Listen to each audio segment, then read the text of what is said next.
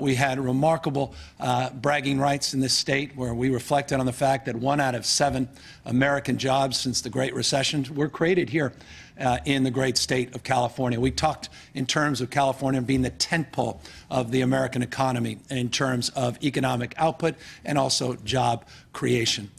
We enjoyed a surplus that we were projecting modestly at $5.6 billion, but everybody knew that number was on the lower end. In fact, there was one estimate that came out of the Legislative Analyst Office that said that that surplus number did not include what we referred to as the MCO tax.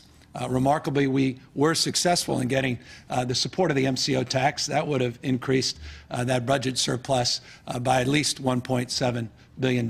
We had $1.35 billion, a little over $1.3 billion of revenue above even our projection that we were running just a few weeks after we announced our January budget. It's a long way of saying this state was in strong fiscal condition, strong fiscal health, and we were prepared to make historic investments, to invest in our future and invest in our capacity to continue to lead and continue to grow.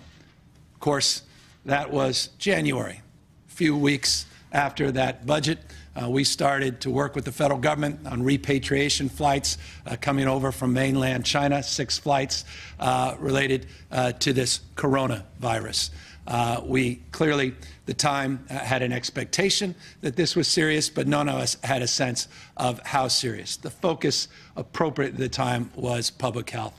But as you can see from this slide, not only was the state of California impacted by what was to come, but the entire nation and, of course, the world's economy. You can just see here in this chart the U.S. recession that's been induced because of COVID-19, 26.5% decrease just in the spring in the nation's output. Just like that. Almost a blink of an eye. In fiscal terms, certainly a blink of the eye, 60, 70, 80 days later in a completely different position. Not just, again, the state of California, but the entire nation. The good news, though, for those that watch and follow the work that has been done here in this Capitol, work done by the previous administration, Governor Brown, the outstanding leadership that he advanced in terms of his fiscal stewardship of the state over the last 2 terms, combined with the talents and similar stewardship by legislative leaders, we enter into this moment in a much better place than we have previously entered into any recessionary moment. And I say that soberly, not naively, and I don't say that triumphantly. We are going to be dealing with challenges that we haven't faced in some time. But it is important to note, when we talked in terms of the surplus that we were debating last year, that operating surplus was in the range of $21.5 billion. That was last year's operating surplus that we were responsible for balancing. We debated that surplus, and we did a lot of things that I think I hope make this situation a little bit better today. We paid down debt, the final $4.5 billion in debt from that wall of debt, the infamous wall of debt here in the state of California, that at the time it totaled $34.7 billion. The final payment was done last year, $4.5 billion, completely eliminating that debt.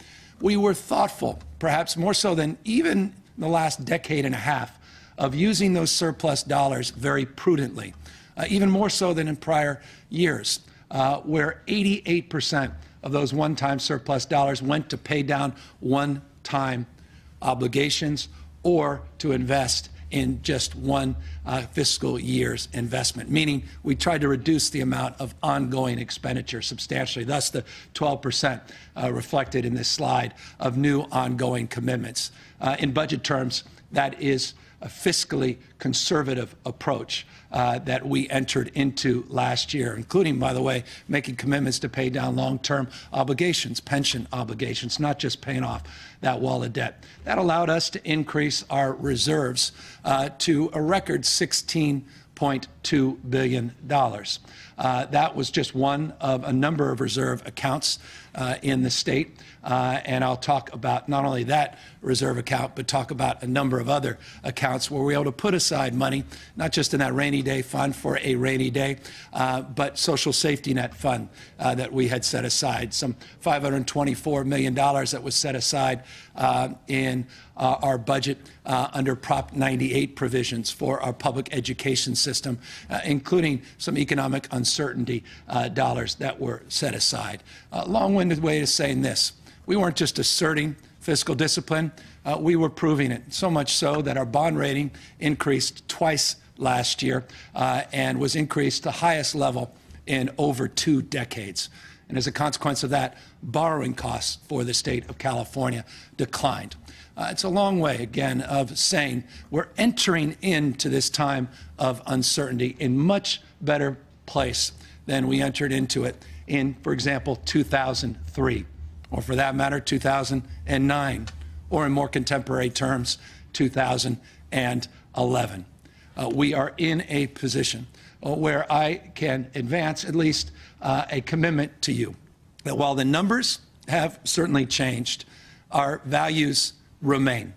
And we are committed, despite the headwinds of a $54.3 billion budget shortfall that we are entrusted to balance in the current fiscal year and into the next budget year, to advance not only an effort to balance the budget, but also to balance our principles and to advance our values. And those core values, those core principles, I think are well reflected in the slide you see next to me. Public education, public health, public safety, and always an eye on people that have been hit hardest by COVID-19. I am not naive by any stretch of the imagination. While as painful as the state's budget may be, personal budgets for so many of you watching are even more devastating. You've exhausted your savings, your credit has been completely destroyed. You are desperate to get a sense of not only your fate, but our collective future. Some 4.6 million of you have filed for unemployment claims just since March 12th. We are at a time that's simply unprecedented. And when I mean unprecedented, we talk in terms of that Great Recession. That Great Recession, we had unemployment that peaked at 12.3% in the third quarter in 2010. Some 2.2 million people were out of work. I'll go back to what I just said.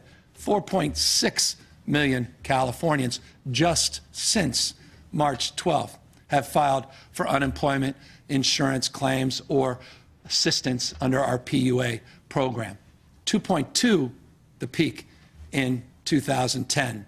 Now 4.6 million filing claims so far just since March.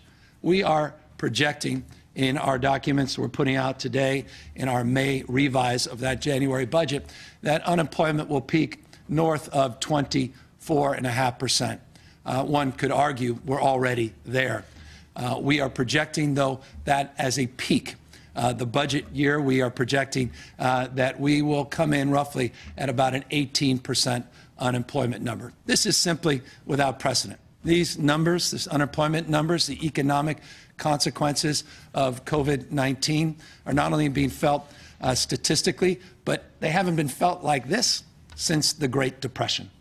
These are not normal numbers, even in a state so familiar with the vagaries of revenue, the increases and declines because of the volatility of our tax system. These are simply without precedent in modern times.